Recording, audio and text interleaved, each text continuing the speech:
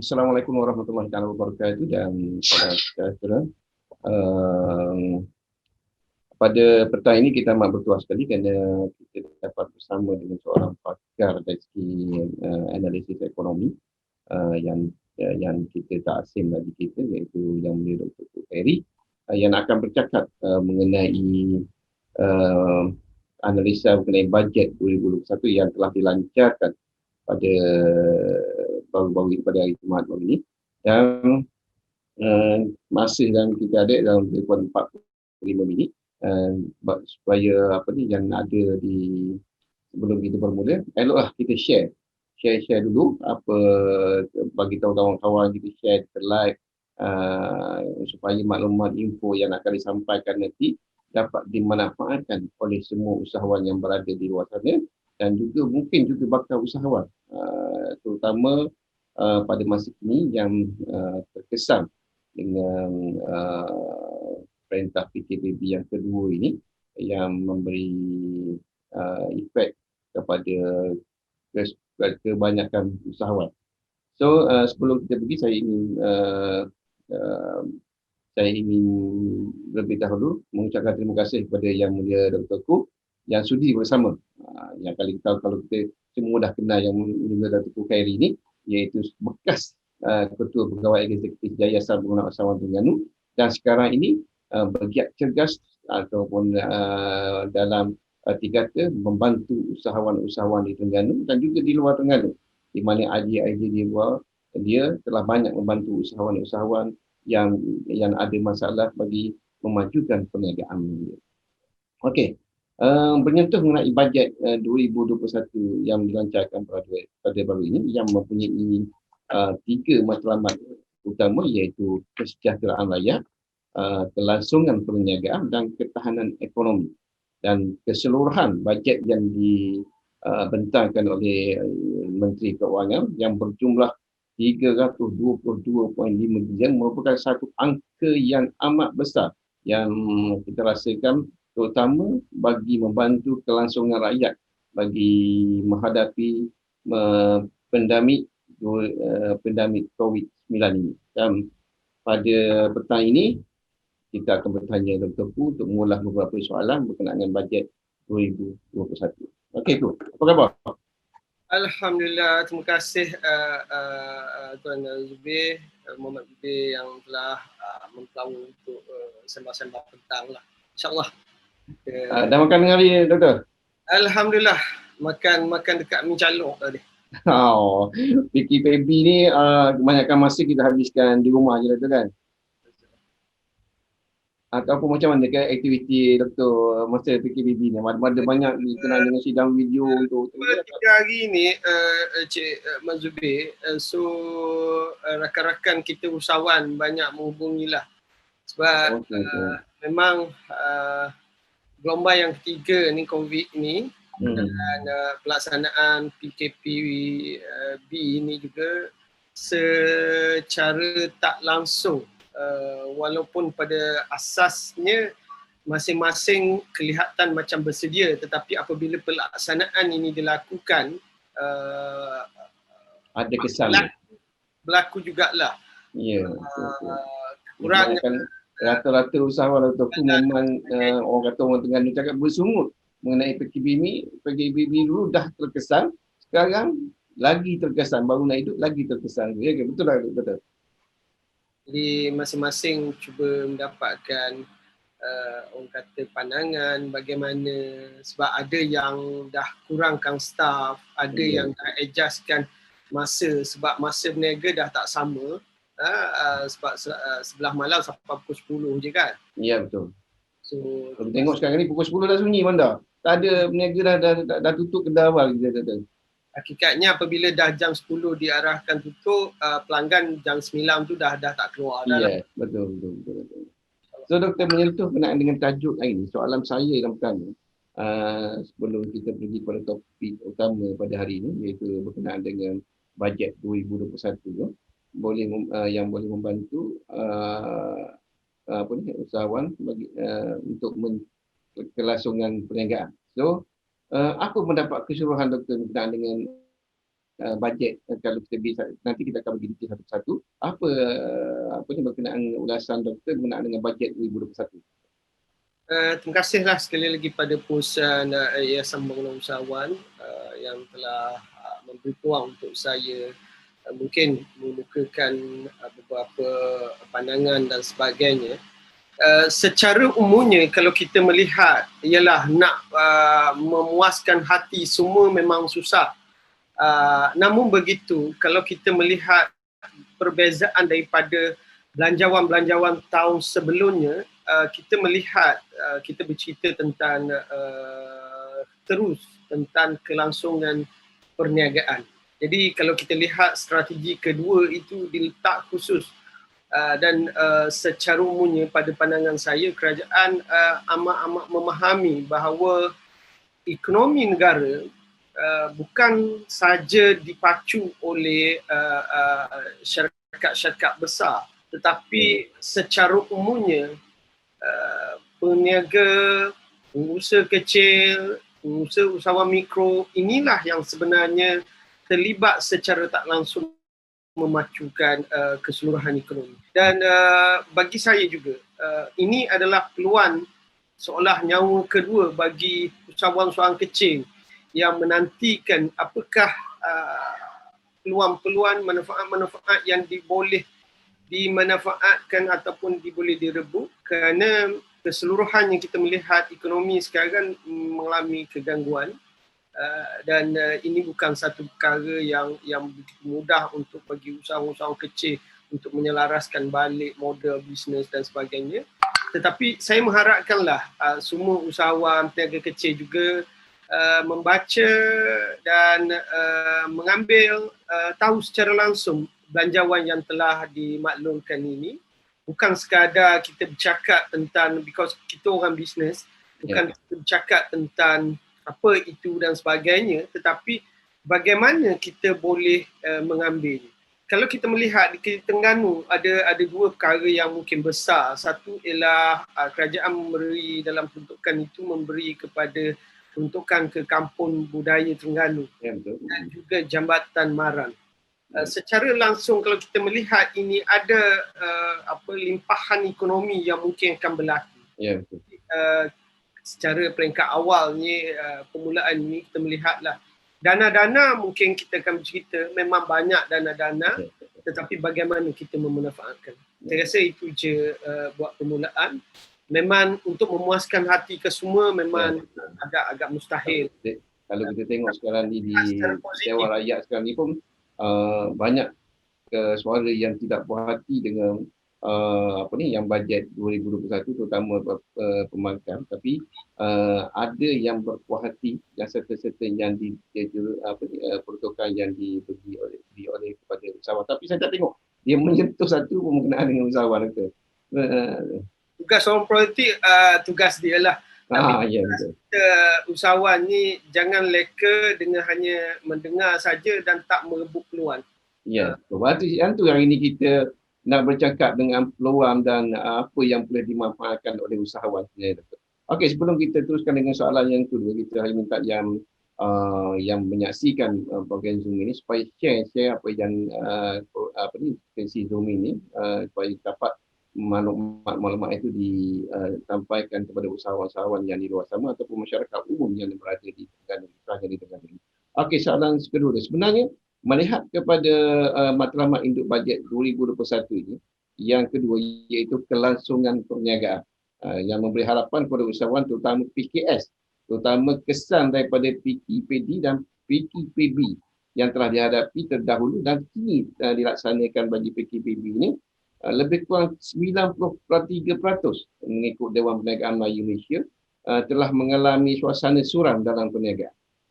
Okey, soalannya betapa besar harapan usahawan untuk kali ini. Soalan saya, program yang diwujudkan oleh kerajaan seperti program subsidi upah dan pengurangan kode SP untuk majikan akan dapat membantu sebahagian usahawan bagi kelangsungan perniagaan.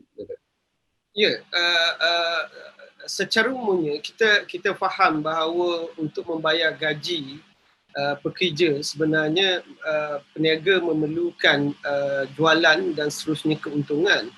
kesan daripada kalau kita melihat di Terengganu, kita bincang di Terengganu, sektor pelancongan agak terjejas teruk, dan tambahan yang gelombang yang ketiga ni apabila perjalanan dihadkan dan kita melihat hotel-hotel pun terpaksa pembatalan, dan ini semua ialah mengganggulah bagaimana proses jualan berlaku, dan akhirnya nak bayar gaji pun tak boleh lah. Ya, betul. Peluang yang kedua yang diberikan oleh kerajaan bawah program subsidi upah ni, dengan membenarkan ada pindaan bahawa gaji 4,000 ke bawah dengan 600, dan menghadkan kalau syarikat medium, syarikat sederhana yang ada 500 orang pun dah boleh memohon ini, merupakan satu orang kata peluang yang tidak harus dilepaskan lah. Cuma persoalan saya satu je perkara, saya minta sangat kerjasama ini, khususnya saya bercakap daripada pihak usahawan, ialah sistem penyampaian khususnya pada agensi yang terlibat, iaitu Perkeso. Jadi kalau boleh dikemas kinikan daripada pengalaman yang lepas. Ya, betul. Jadi lebih cepat sistem penyampaian, lebih cepat dan lebih tepat, betul tak? Jadi ini akan terus menggerakkan ekonomi, dan pembuangan pekerjaan tidak mungkin dapat dielakkan dan sebagainya. Jadi saya mengharapkan dari segi bajet, saya rasa peluang ini dah ada, tetapi sistem penyampaian harus diperbetulkan. Berkenaan dengan skim KWSP yang pengurangan daripada caruman, adakah dia beri kesan juga kepada majikan ataupun usahawan ataupun bagus untuk usahawan? Kalau kita lihat secara majikan, sebab pengurangan ini berlaku kepada caruman pekerja, tetapi caruman kepada majikan tidak dinyatakan. Ya, betul. So apapun EPF ataupun KWSP telah memberi kelonggaran kepada majikan, boleh merunding untuk menstrukturkan caruman wajib majikan itu, share majikan itu, dan saya rasa kepada yang telah dilakukan pengurangan caruman KWSP pekerjaan itu, secara tak langsung kita mengharapkan duit itu akan masuk dalam pasaran, dan ini akan dapat dalam menggerakkan ekonomi jual beli, perniagaan, dan secara tak langsung ekonomi kita akan bergerakkan lah. Sebab sekarang purchasing power, kuasa membeli kepada pekerja-pekerja dah tambah sedikit dengan pengurangan caruman wajib itulah. Jadi kita mengharapkan wujud perbelanjaan yang berlaku dalam pasaran, dan secara tak langsung untuk mengaktifkan ekonomi yang ada jual beli kan, maknanya ini pertambahan ekonomi memberi efek kepada peniaga-peniaga kan. Okey, soalan saya ni, salah satu perkara dalam bajet 2021 adalah kerajaan memperuntukkan sebanyak 25 juta untuk pembangunan franchise mikro, pembangunan franchise mampu milik, dan juga program belilah barangan buatan Malaysia. Boleh Dr. Ulas berkenaan perkara data dan bagaimana ia boleh dimanfaatkan oleh usahawan sebenarnya? Okey, saya rasa ini satu perkara yang menarik, khususnya untuk memberi dan menggalakkan ramai di antara kita yang kehilangan peluang pekerjaan untuk terlibat dalam bisnes terus. Jadi fokus kerajaan yang cuba membangunkan ataupun mempromosikan franchise mikro ni, yang mana kalau pendapat saya franchise mikro ni ialah kurang daripada modalnya, kurang daripada 100,000 untuk memulakan. Dan dengan ada mungkin dana ini yang dikendalikan oleh PNS, saya rasa, saya jangkakan PNS yang akan menjadi agensi ini. So kita mengharapkan lebih banyak lagi bagi franchise yang mengemukakan model-model bisnes mungkin yang kurang lagi daripada 100 itu, di antara 20 sehingga 50,000 untuk jadi mungkin ramai yang dapat kan? Yang paling penting Tuan Zubir, because business franchise ini dah secara umumnya model bisnes dah ada track record. Yes, betul. Jadi dengan brand yang dah ada, jadi kita mengharapkan mana-mana rakan-rakan kita yang baru berniaga dapat membeli franchise mikro ini dengan support daripada franchisee sendiri, so dia akan lebih cepat untuk menggerakkan jualan dan sebagainya. Kita lihat macam Nelson, kita lihat macam Daily Fresh. Yang ini kalau tak silap saya bawah pada 30,000 lebih. Itulah. Jadi boleh rakan-rakan kita yang nak cebur tak payah belajarlah bisnes trial and error dulu. Sebab model bisnes ni dah ada. Jadi boleh terus daripada minimalkan resiko lah. So yang program yang belilah barangan buatan Malaysia pula ni yang daripada tahun 2020 ni pun ada dah kempen ya? Ya, satu yang baik bagi kita. Tetapi saya mengharapkan terutama JLC dan juga agensi kerajaan sebenarnya. Selain daripada orang ramai membeli ini, saya juga mengharapkan agar agensi kerajaan dan juga JLC mengutamakan pembelian ni, terutamanya dalam konten komponen barang-barang projek. Macam cat, whatever yang IKS kita keluarkan ini, kalau dulu dalam spek tender tidak dimasukkan barangan nama-nama barangan Malaysia, ya betul. Ini secara tak langsung akan meningkatkan keupayaan IKS kita. Kita banyak IKS yang keluarkan produk. Tapi terutama macam software sendiri. Kita ramai usahawan-usahawan kita, tetapi ada kala setengah-setengah agensi ni suka dapat yang luar jugalah. Jadi mengharapkan dengan kempen ini pelaksanaannya, sistem penyampaiannya lebih teluslah. Jangan hanya kempen nak mengharapkan orang kampung beli produk. Yes, betul. Sedangkan daya beli besar adalah daripada agensi dan juga kontraktor. Tuan Zubir, macam contoh, dah kita ni sebenarnya bulan minggu depan dia Bali. Boleh agensi ataupun siapa-siapa GLC ke pihak swasta nak beli buat hamper, belilah produk IKS. Yes, betul. Bulan 1 kita dah boleh beli untuk hamper untuk Chinese New Year. Gunakanlah barang-barang IKS tempatan. Yes, betul. Jadi dengan secara tak langsung kita akan menggerakkan dan hakikatnya sebenarnya kami terutamanya usahawan pun bukan nak meminta-minta sangat. Yes, betul. Tapi kita sama-samalah bantu. Tolong. Yang sepatutnya betul cakap bahawa untuk support IKS benda kecil macam hamper pun kita tak tertinggal benda tu kan. Sedangkan benda itulah yang datang efek besar kepada usahawan sebenarnya. Untuk support belilah barangan buatan tempatan. Baju t-shirt yang buat untuk buat uniform dah di Malaysia pun semua boleh buat. Tak payah kita pergi jauh lah.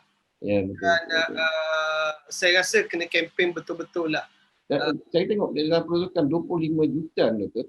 Kerajaan nak buat macam mana rasa? Mungkin event ataupun macam mana untuk kempen yang beli barang-barang apa? Satunya program promosi lah untuk menggalakkan aktiviti-aktiviti promosi dan aktiviti-aktiviti untuk meningkatkan kesedaran produk ini. Okey. Terima kasih Doktor.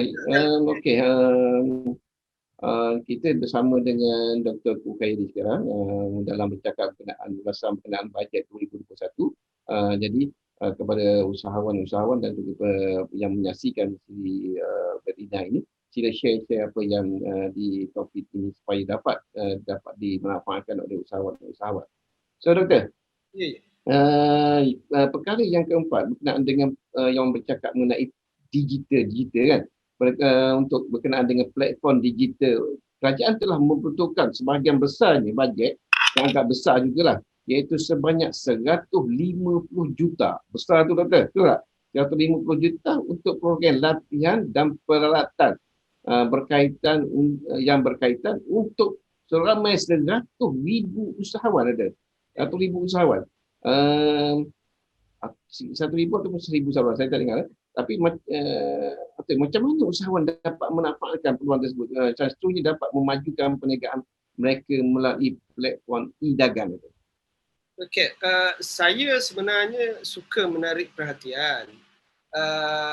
Apabila kita sebut pendigitalan ini bukan hanya urusan untuk belajar nak buat website, nak belajar Facebook. mendatang ni, maksud saya tahun 2021 dan seterusnya, paling penting ialah data. Yes, database. So dalam untuk membeli peralatan ataupun proses pendigitalan ini ada, kalau diperincikan ada galakan-galakan ini. Jadi saya mengharapkan dengan program-program yang telah digalakkan ini, latihan-latihan mungkin boleh di-upgradekan sedikit, terutamanya bagaimana nak menggunakan CRM, kepentingan CRM iaitu Customer Relationship Management. Yang mana ini amat penting dalam pendigitalan kita. Dan begitu juga untuk pastikan sekarang mungkin kita melihat penjualan dalam e-commerce. So perlu ada dah usaha-usaha ini.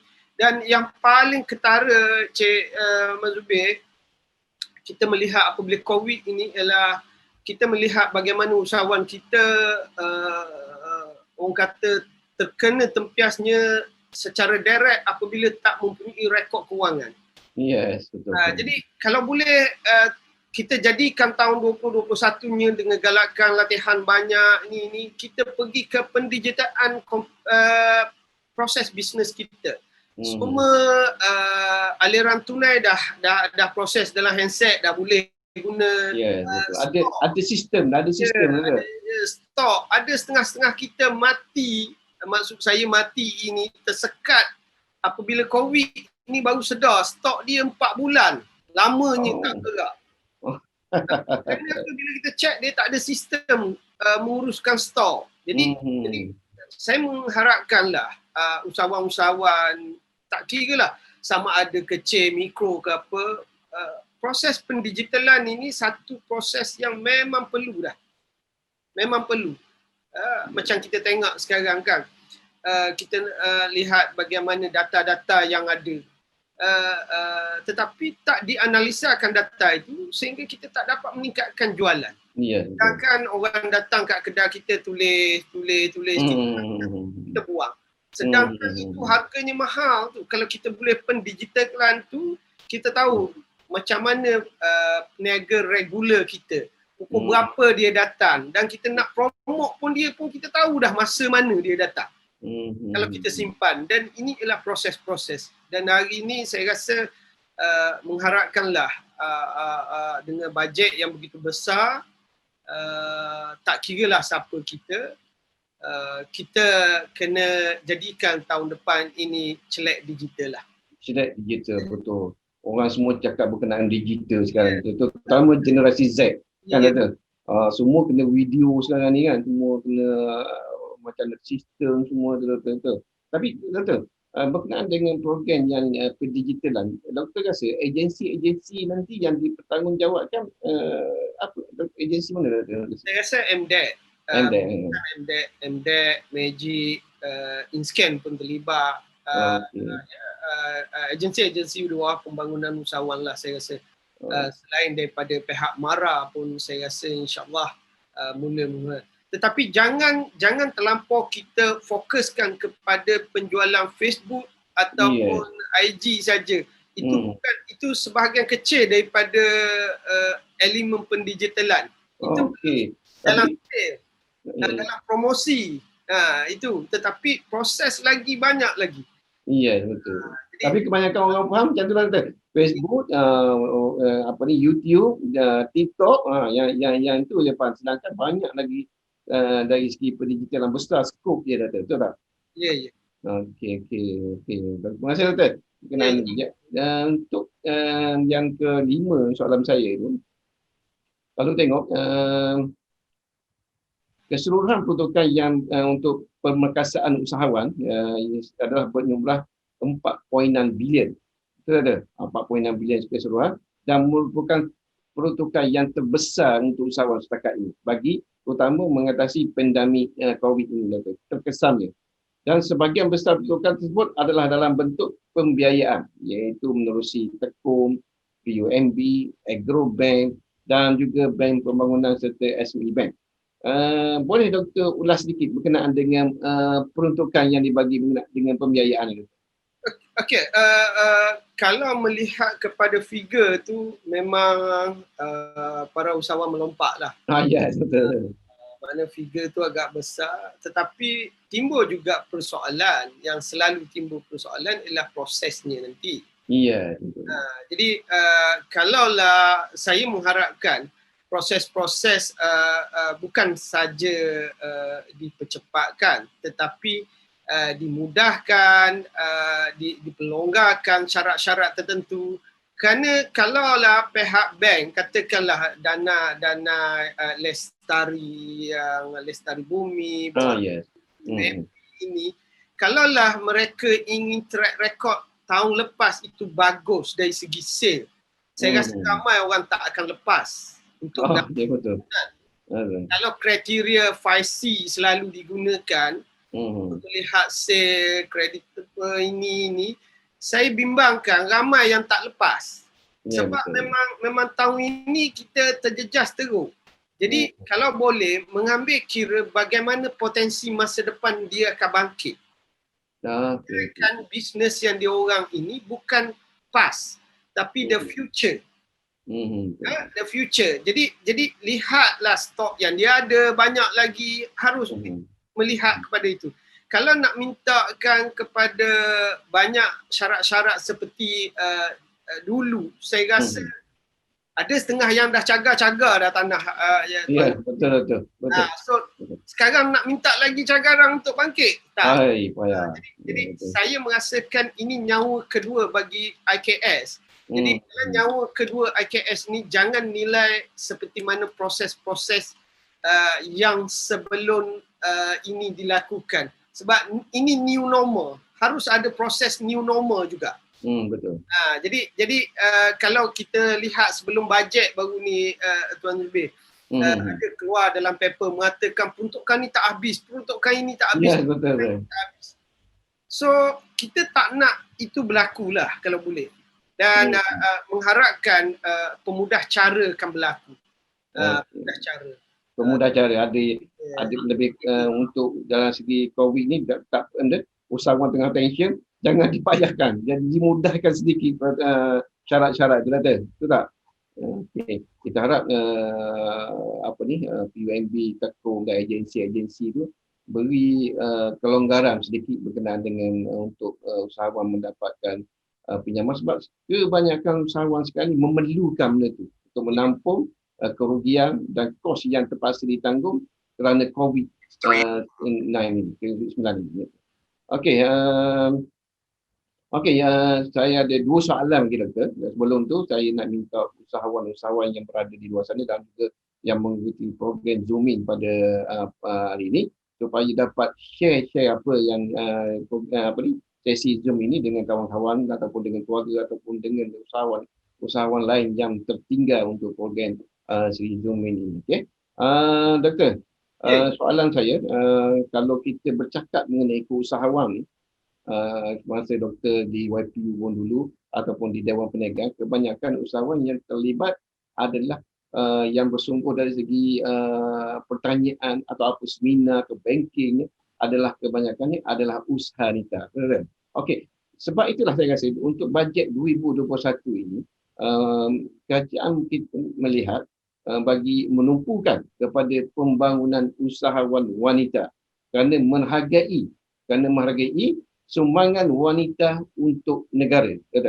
Okey, di mana sejumlah lebih kurang RM15 juta untuk pembiayaan kreditkah yang disediakan untuk usaha wanita melalui Tekun, Mara, Agrobank dan juga Yapin. Bukan itu saja, bukan pembiayaan saja, dia juga dalam bentuk program latihan, bimbingan, teknikal dan pemasaran serta lain-lain juga dari segi latihan akan diberikan kepada lebih kurang 2,000 orang usahawan wanita. Oleh itu, apa doktor melihat tentang berkenaan dengan peruntukan untuk usahawan wanita ni, doktor? Satu ialah secara umum saya boleh jelaskan, kita amat-amat berterima kasih kepada Yang Berhormat Mulia Menteri Kewangan kerana bajet ini memang menggambarkan mesra wanita lah. Ya, dari betul. kelangsungan perniagaan. Memang kita melihat ketara lah dengan amount berbanding pada tahun-tahun lepas. Dan kedua, saya melihat bahawa kerajaan memang memahami ataupun menyedari bahawa tenaga penggerak terutama di kalangan usahawan mikro, ramainya usahawan-usahawan wanita yang membantu meningkatkan taraf hidup keluarga. Terutamanya ada keluarganya yang makan gaji tetapi orang rumah ni juga menjalankan perniagaan. Ya, betul. Dan saya melihat inilah usaha kerajaan apabila dalam langkah kerajaan untuk meningkatkan kadar kadar pendapatan isi rumah. Jadi kerajaan melihat kalau nak meningkatkan taraf kadar ekonomi isi rumah, orang wanita juga dibantu dan kita melihat orang wanita ni banyak berniaga dan boleh katakan berjaya. Bukan kita kata lelaki tak berjaya, kita pun berjaya. Ya, betul. Secara mikronya, kalau kita melihat kita pergi pasar payang je lah. Kita pergi pasar payang ke ataupun mana-mana program jugalah latihan macam klien saya pun boleh katakan 80% wanita juga. Ya, betul. Jadi saya mengharapkan satu perkara saja dalam keadaan ini, kalau boleh agensi-agensi yang diberi tanggungjawab ini mengadakan sesi libat urus dengan NGO yang mempunyai ramai ahli ini. Okey. Jadi menerangkan selepas kita mengharapkan bajet ini mungkin dapat diluluskan secepat mungkin. Dan apabila bajet ni diluluskan, agensi-agensi yang terlibat cepat-cepat memanggil agensi-agensi terutama kalau wanita di Terengganu ni, usahanita lah. Ya, betul. Panggilkan libat uruskan mereka untuk biarlah segala informasi yang ada ini dapat dicapai dengan cepat dan kalaulah perlu dalam 3 bulan ataupun 4 bulan pertama ini bajet dah habis, boleh juga kementerian boleh tambah lagi.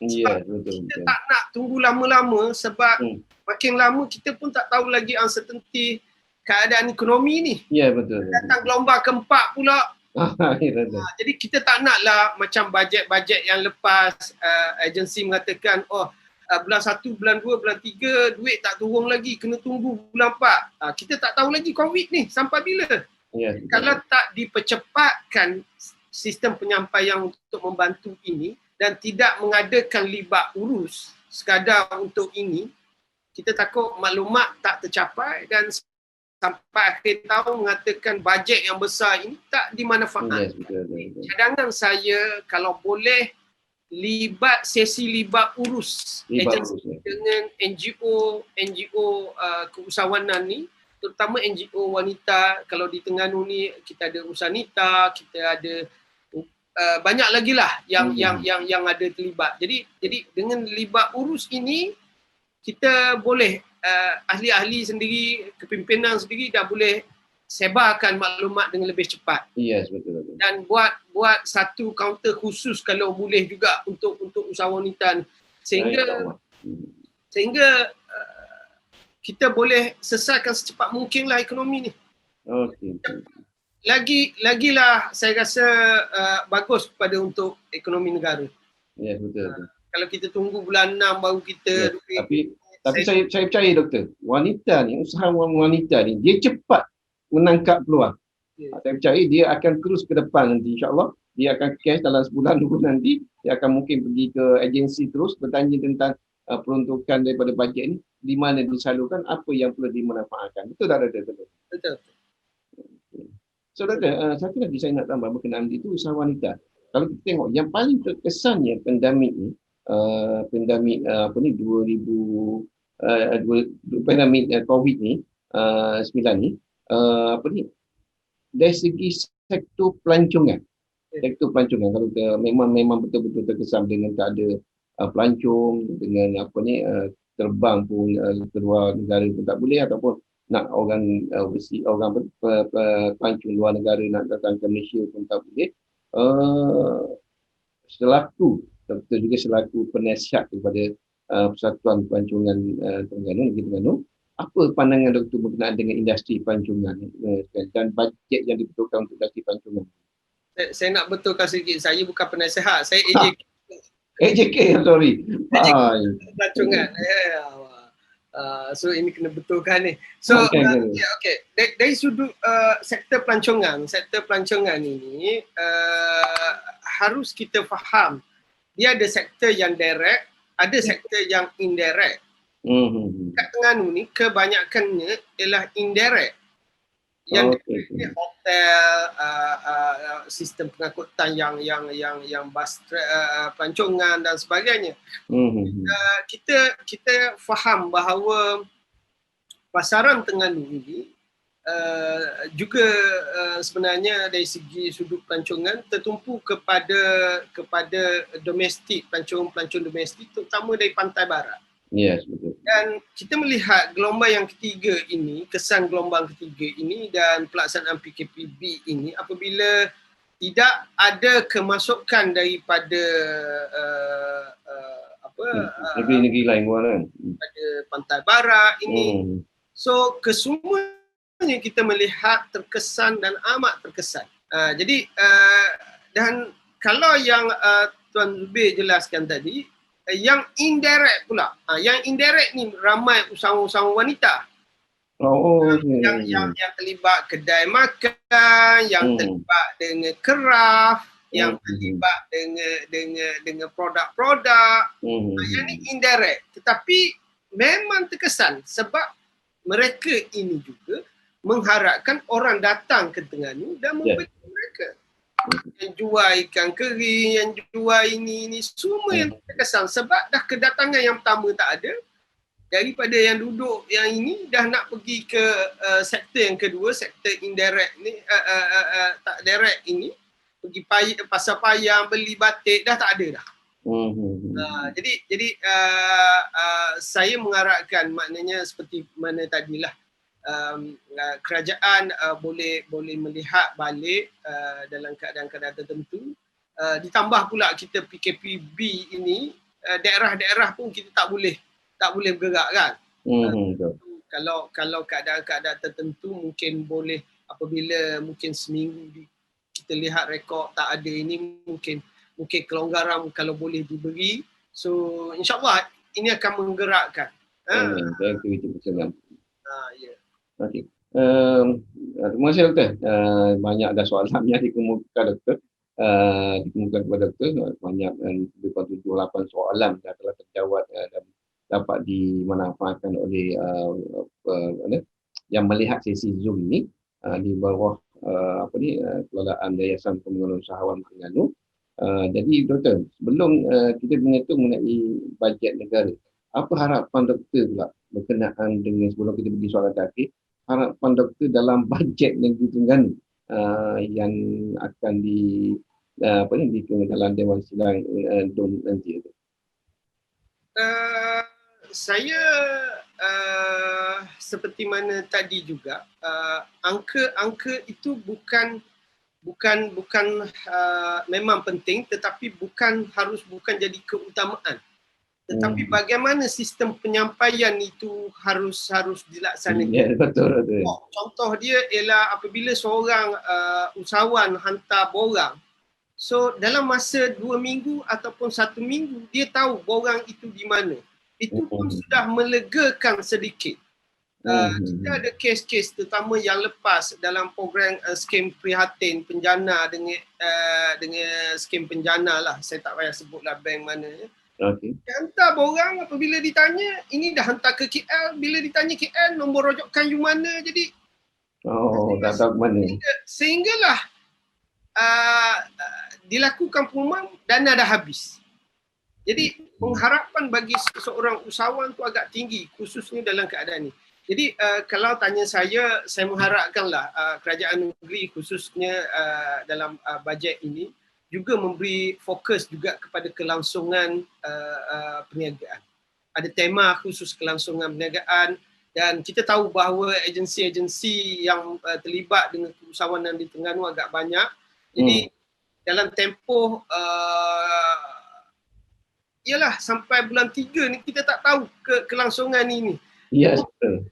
Jujurnya dengan ini kalau boleh ada pengecualian terutamanya tentang bayaran lesen, lepas tu untuk penubuhan untuk membina ruang-ruang niaga nak ini berilah kelonggaran kerana mereka ini sebenarnya hanya untuk mencari sesuap nasi saja dah. Betul. Sebahagiannya. Ini in term of ini jangan katalah orang niaga ni sekarang nak cari kekayaan, tak ada dah. Tak ada. Kelangsungan je. Memang untuk kelangsungan, dan kami pula di kalangan majikan ialah kalau boleh tak nak berhentikan pekerja. Ya, betul. Tapi keadaan-keadaan tertentu. Jadi mengharapkan kerajaan negeri juga ada inisiatif pembangunan yang lebih agar ekonomi berkembang.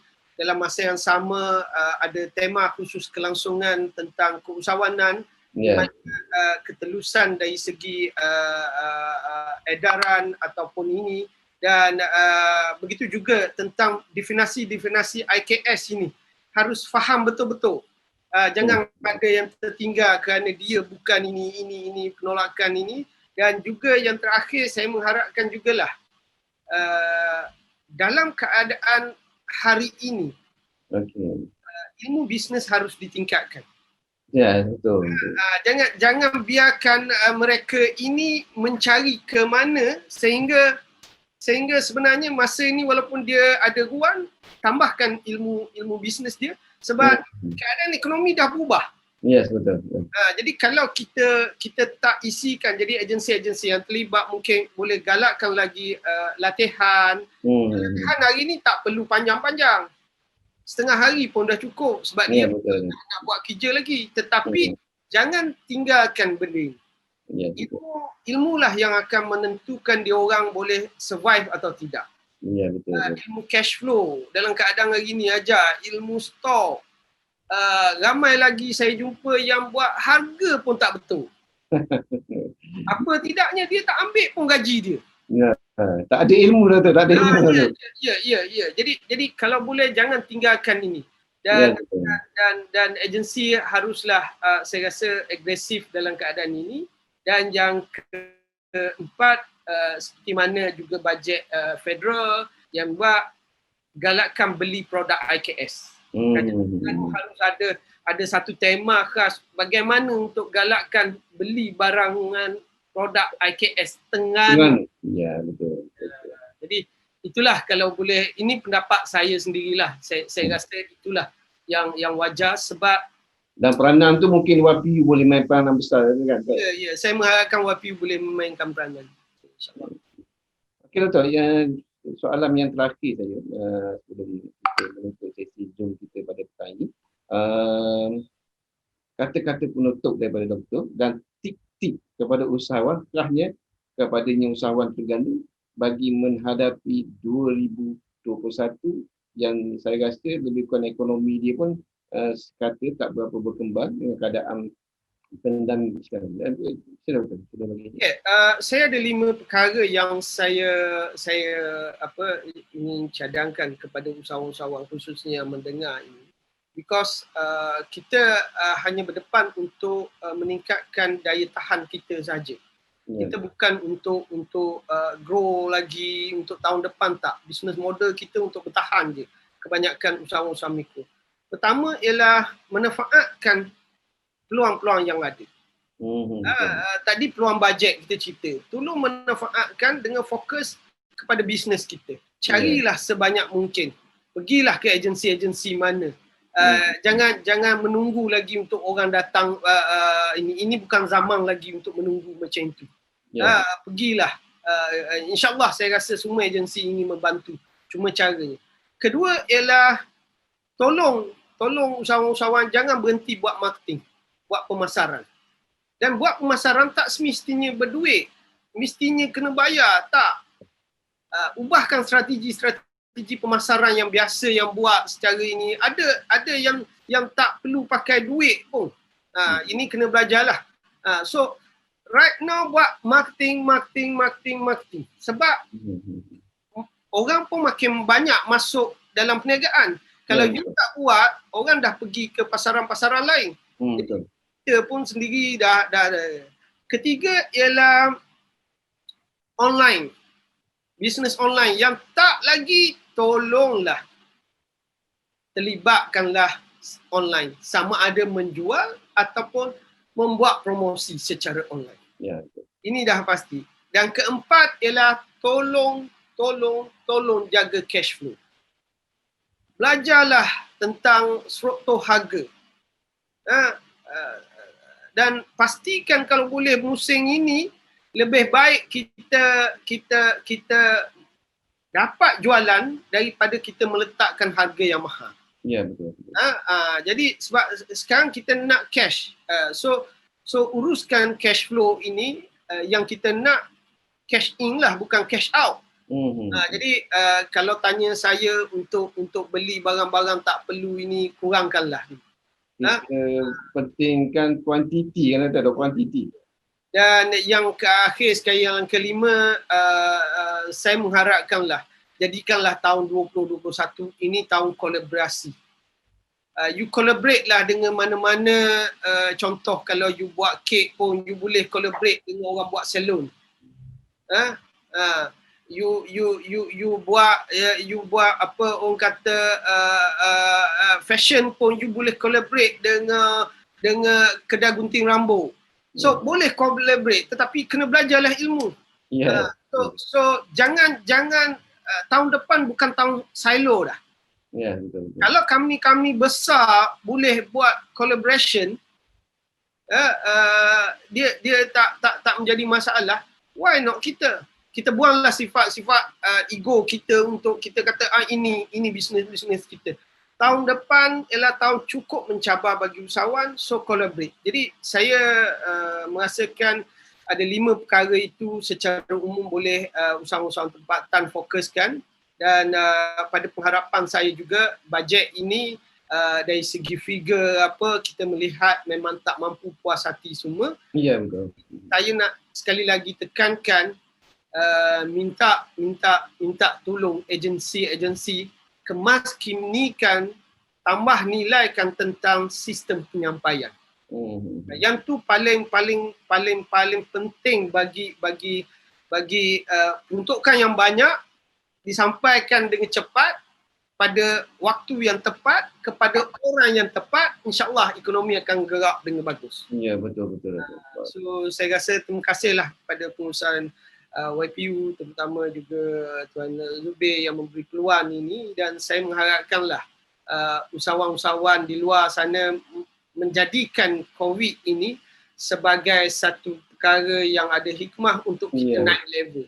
Bukan balik tapi hikmah yang kita perlu terang. Level kalau kita betul buat, dari mikro kita boleh jadi kecil. Yang kecil mungkin jadi besar. Sebab selalunya selepas COVID, selepas krisis akan ada bisnes yang dulu tak larat, dia cepat ubah suai, dia akan cepat naik. So saya rasa itu. Dan bajet memang secara umumnya saya memang kali pertama saya dengar satu strategi khusus, dan mengharapkan the reality nanti akan dapat sampai kepada usahawan-usahawan. Itu saja saya rasa. Okey, terima kasih Doktor. Banyak yang kita dengar daripada Doktor berkenaan perkongsian bajet pada hari ini, bajet 2021, dan banyak pengetahuan yang kita dapat, ilmu yang kita dapat pada hari ini berkenaan dengan bajet 2021, bagaimana yang Doktor bagi tahu tadi, supaya showkan usahawan dapat mendapatkan apa yang ditawarkan dalam bajet ini. Okey, saya rasa itu aja Doktor. Terima kasih tentang perkongsian pada bajet 2021 ini, dan insya-Allah Doktor, banyak lagi siri mungkin lagi dengan Doktor berkenaan dengan tajuk topik-topik lain perkongsian bagi kerahnya untuk membantu usahawan. Dan insya-Allah kita akan jumpa lagi Doktor pada lain kali. Mungkin tidak di dalam Amaya, mungkin secara bersemuka untuk kita bercakap kepada usahawan berkenaan dengan dunia keusahawanan sekarang ini. Terima kasih Doktor. Kita jumpa lagi insya-Allah. Okey, sekian. Wassalamualaikum warahmatullahi wabarakatuh.